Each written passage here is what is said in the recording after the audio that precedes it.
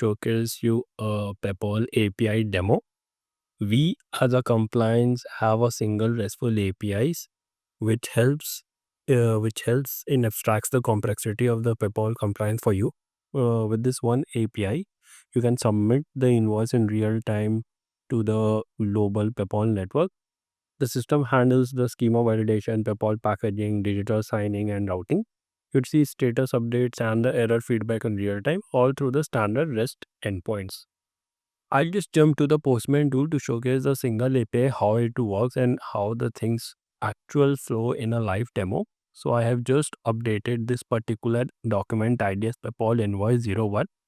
With the single API usage, I'll just send this particular invoice data over a PayPal network, and we'll see how it reaches to the buyer automatically.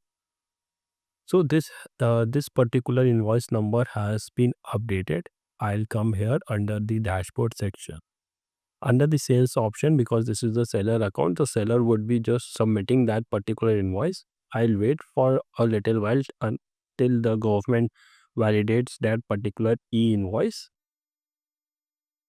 Once this invoice has been validated, the status would change to a valid invoice.